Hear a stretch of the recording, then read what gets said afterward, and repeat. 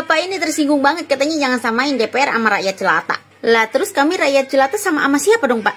Apakah kami kaum berbeda, makhluk berbeda, atau jangan-jangan selama ini kita hanya dianggap serangga? Padahal ya Pak, gaji Bapak itu dari pajak kami, hasil dari keringat rakyat jelata juga. Bapak ini bisa duduk di kursi empuk DPR itu bukan karena Bapak anak keturunan raja atau keluarga raja, tapi karena Bapak dipilih oleh rakyat jelata.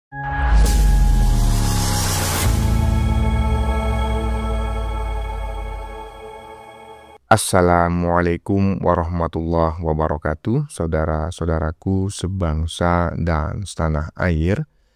Dimanapun kalian berada, semoga kalian selalu dalam kondisi sehat walafiat ya. Berjumpa lagi dengan saya di Gaspol Update. Kami bukanlah buzzer pihak manapun. Kami hanya menyajikan keputusan ada di tangan Anda. Teman-teman, ini ada video yang menurut saya cukup menarik ya, yakni tentang informasi yang belum jelas ya. Sekali lagi saya katakan ya, ini adalah info yang belum jelas. Sudah saya disclaimer ya. Tapi pasti nanti masih aja banyak yang menyebut, wah channel ini menyebar hoax. Emang sejak kapan kami menyebar hoax? Kami nggak pernah bikin berita gitu loh. Kami cuma menyajikan sesuatu yang sedang viral untuk kita diskusikan bersama ya kan. Kalau benar katakan benar, kalau salah katakan salah. Jadi teman-teman ya, ada kabar bahwa Pasha Ungu mengundurkan diri sebagai anggota dewan. Katanya ya, daripada ikut makan duit haram, lebih baik dia mengundurkan diri, katanya begono. Mungkin saja ini adalah buntut ya kenaikan gaji anggota dewan yang diikuti oleh joget-joget mereka yang ujung-ujungnya dirujak netizen Indonesia Raya. Tetapi sekali lagi ya kan, ini kabar saya nggak tahu benar ataukah salah ya. Kami sajikan untuk kita diskusikan bersama ya. Benar katakan benar, kalau salah juga katakan salah ya. Nah, bagaimanakah videonya dan bagaimanakah respon netizen? Mari kita tonton bersama, kemudian mari kita komentari bersama di bagian akhir video. Ini dia.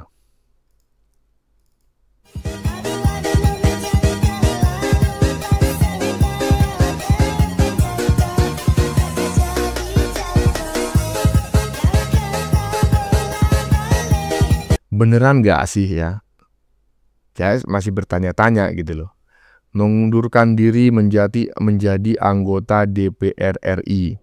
Kata Pasha, saya tidak mau ikut-ikut makan uang haram. Lebih baik mundur demi rakyat yang rakyat saya cintai gitu ya. Ya nggak ngerti juga ini bener ataukah salah ya kan. Biasanya netizen itu kan banyak yang iseng ya. Iyalah, saya nggak ngerti, beneran nggak ngerti. Jadi bagi teman-teman yang mengerti, tolong tulis di kolom komentar ya kan. Siapa tahu ini cuma netizen iseng gitu, atau memang benar kan begitu.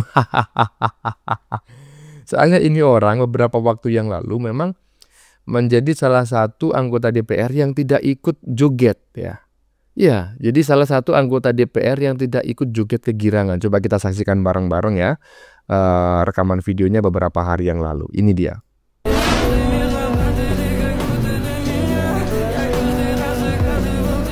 Udah kelihatan ya siapa aja yang joget itu ya. Di bagian depan itu ada pelawak yang sangat tidak lucu. Ketika aktif menjadi pelawak pun saya tidak pernah tertawa ketika ngelihat banyolannya. Yang justru bikin ketawa itu adalah si Akri dan Parto ya. Yang ketiga saya nggak menyebutkan namanya karena nggak lucu sekali menurut saya. Dan tadi dia joget-joget, dan beberapa hari yang lalu juga ada joget apa namanya itu jilid 2 ya kan, mengejek. Nah, dan yang di belakang itu adalah tukang sulap yang saat ini sudah mulai nggak laku juga. Akhirnya dia mencoba peruntungan di menjadi anggota DPR. Nah, di tengah-tengah itu yang ada panahnya warna kuning itu adalah Pasha Ungu. Dia diam. Nah, ini makanya saya antara percaya dan tidak. Apakah benar informasi bahwa Pasha Ungu mengundurkan diri dari sebagai anggota DPR ataukah tidak ya? Teman-teman yang tahu silahkan tulis pendapatnya di kolom komentar. Lanjut.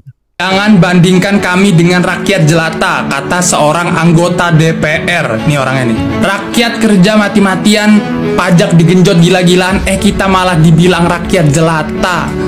Kami tahu kok Pak, kalau kami itu rakyat, dan kami tahu juga kalau yang gaji Anda itu ya kami rakyat ini. Meskipun gak ikhlas dunia akhirat, tetap kalian peras juga kan dengan berbagai cara tuh.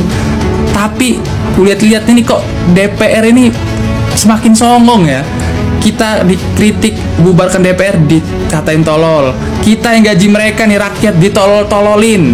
Sekarang lu lihat, kita dibilang rakyat jelata. Sialan DPR. Kita nih yang gaji mereka dikatain rakyat jelata. Kita nih yang gaji mereka hanya gara-gara kami ingin DPR itu dibubarkan dikatain tolol. Walaupun elu jet set kali kelas elu elit, tetap yang gaji elu itu tukang becak, tukang sayur, pekerja sekecil-kecilnya, intinya adalah rakyat jelanta, ya kan? Iyalah, jangan sok-sokan lah kau. Kalau sudah ada gerakan masyarakat seperti halnya di Pati, baru nyengir kau, ya kan? Iyalah, lanjut. Bapak ini tersinggung banget, katanya jangan samain DPR sama rakyat jelata. Lah terus kami rakyat jelata sama siapa dong Pak? Apakah kami kaum berbeda, makhluk berbeda, atau jangan-jangan selama ini kita hanya dianggap serangga? Kami yang rela ngantri beras murah, kami yang kepanasan di jalan, kami juga yang rela utang ke sana kemari. Kok Bapak gengsi disamain sama kami? Padahal ya Pak, gaji Bapak itu dari pajak kami, hasil dari keringat rakyat jelata juga. Bapak ini bisa duduk di kursi empuk DPR itu bukan karena Bapak anak keturunan raja atau keluarga raja, tapi karena Bapak dipilih oleh rakyat jelata. Jangan lupa Pak. Jadi nggak usah kebakaran jenggot kalau disamain sama kita. Wong tanpa rakyat jelata Bapak cuma jelata biasa juga. Aduh, makin hari makin ketahuan siapa yang ngaku wakil rakyat tapi alergi sama rakyat. Semakin hari semakin ketahuan siapa yang mengaku wakil rakyat, ternyata wakil mama ketum. Hahaha. Coba teman-teman jawab di kolom komentar ya. Siapa yang semakin kesini selalu berkuar-kuar dirinya adalah wakil rakyat, tetapi semakin kesini justru semakin ketahuan bahwa dirinya adalah wakil mama ketum. Aduh, ada aja ya. Ya puas-puasin dulu lah selama masih menjabat, ya kan, karena kita nggak tahu, ya kan, apakah rakyat ini bisa menerima sikap dan sifat Anda yang selama ini, ya kan, sering dipertontonkan dan bikin jengkel. Lanjut. Salah satu anggota Dewan dari Partai PDI Perjuangan, Deddy Sitorus, mengatakan jangan samakan anggota DPR dengan rakyat jelata. Ya, memang berbeda Pak. Kita rakyat jelata ini, kita rakyat biasa ini adalah rakyat yang dimana bukan seperti kalian. Kami mencari pekerjaan dengan pekerjaan yang halal. Kami dengan kucuran keringat, kami dengan usaha sendiri. Tapi harus jangan kalian lupa, kalian bisa duduk di bangku yang sangat empuk ya, di Istana Negara, di DPR, itu karena suara rakyat yang kalian kemarin menjilat dan juga mengemis. Sekarang Anda mengatakan jangan bandingkan dengan rakyat jelata. Rakyat jelata seperti kami, orang yang telah mengangkat Anda. Rakyat jelata seperti kami, orang yang menggaji Anda. Dan dari uang kami, Anda kaya dan Anda menikmati dari hasil korupsi Anda. Apakah rakyat harus bergerak untuk menumbangkan kalian, para anggota DPR? Tunggu waktunya. Apakah rakyat harus bergerak untuk menumbangkan kalian? Teman-teman jawab ya. Teman-teman jawab nih, karena ini sangat sensitif sekali. Nanti saya bilang, oh ya saya setuju. Dikiranya saya bagian dari provokator. Walaupun sebetulnya saya sangat setuju sekali loh ya. Iyalah. Jadi katanya keadilan itu harus diraih ya, karena dalam pemerintahan yang korup, pemerintahan yang morat-marit, keadilan itu bukanlah pemberian negara kepada rakyat. Rakyat yang harus meraihnya. Artinya apa? Ya rakyat harus melakukan gerakan agar keadilan itu benar-benar diberikan. Kan seperti itu ya. Saya tidak sedang memprovokasi, tetapi saya cuma mengingatkan. Kesombongan Bupati Pati beberapa waktu lalu telah dijawab oleh rakyat dalam hitungan hari ya. Dan kita tunggu saat ini tanggal 24 ya, besok tanggal 25 apakah benar ya info-info yang berkembang di masyarakat ya, di media sosial bahwa tanggal 25 akan ada aksi besar-besaran di Jakarta. Kita tunggu aja bagaimana perkembangannya. Lanjut. Pejabat sama DPR yang nggak bisa ngomong boleh diem nggak? Diem nggak?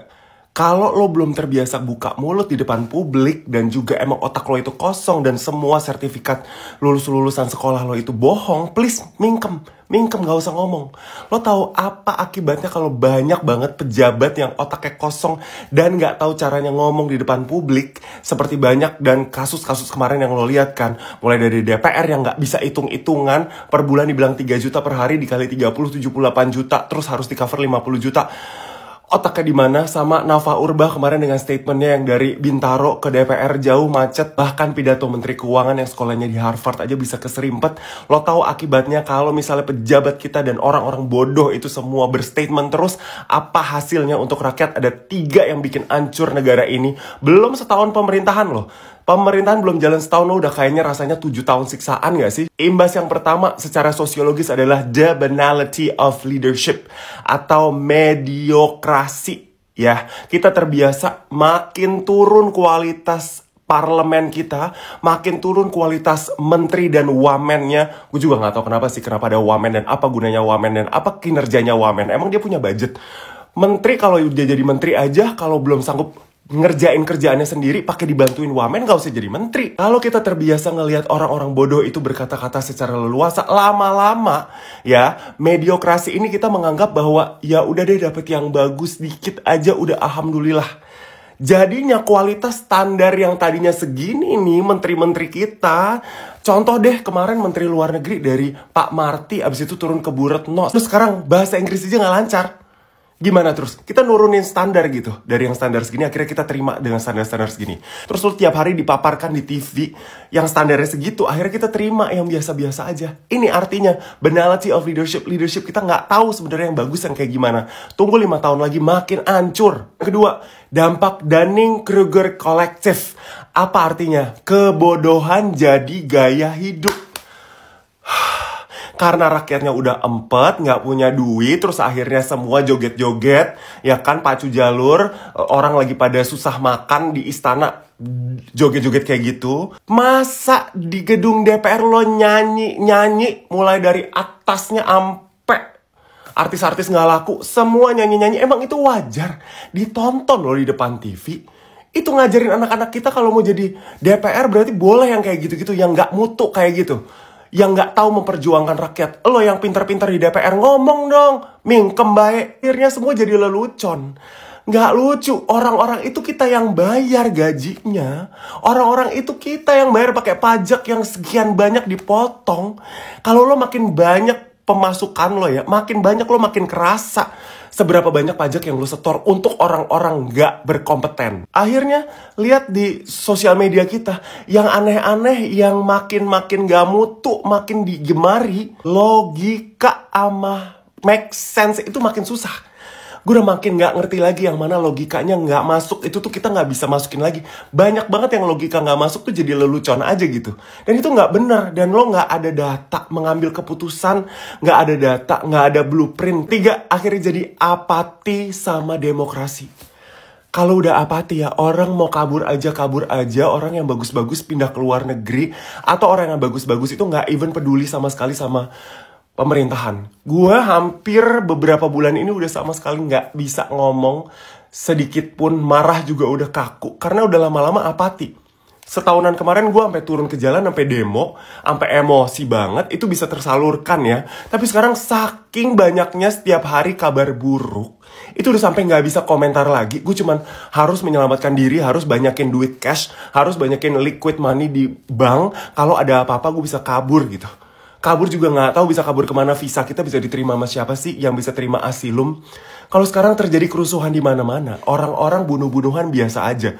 Sekarang itu ya kalau lo naruh laptop di mobil, itu yang kecolongan udah mulai banyak lagi karena orang udah makin hidup susah. Dan kayak gini kalau diwajarkan akhirnya kita jadi apati sama negara sendiri. Kemarin juga mager banget ngepost 17-an. Cuman ulang tahun doang, tapi apa yang diselebrasi? Apa kemenangan-kemenangan, bahkan kemunduran. Kalau dibilang negara maju, kita negara mundur. Orang-orang pinter makin tidak disukain sama masyarakat umum. Dan orang-orang yang berusaha logik itu semuanya dipatahkan sama buzzer. Ini negara emang mau dibikin bego. Lu kalau nggak sekolah ya, kalau lu malas baca, kalau lu nggak sekolah itu ditujukan memang, rencananya memang seperti itu. Dana pendidikan itu jauh dengan makan gratis. Makan gratis dibuang di WC. Terus kalau masa depan anak-anak kita nggak punya pendidikan gimana? Sekarang orang susah banget untuk bisa kuliah, cuman 18% yang bisa masuk kuliah. Dan di Indonesia ini cuman ada 50.000 dosen dari 280 juta jiwa masyarakatnya. Coba lo bayangin siapa yang mau ngajar. Orang ngajar di sosial media dibodoh-bodohin. Pejabat kita juga gak mutu. Lo biasa sama hidup yang gak mutu. Teriak. Gak takut lagi deh. Gak takut siapa yang mau buzzer. Sini. Datang ke komen gue. Ya, kalau misalnya nggak dari hati nurani lo teriak, lo berarti sarap.